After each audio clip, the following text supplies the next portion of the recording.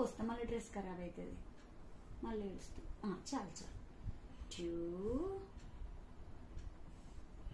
Ready, study, go. ముక్క ఇందాకేం story చెప్పిన? చిట్టి చిలకమ్మ అమ్మ కొట్టిందా, తోటకెళ్ళావా, పండు తెచ్చావా, గుట్లో పెట్టావా, గుడుక్కున మింగావా. చిట్టి చిలకమ్మ ఎవరు? నువ్వు.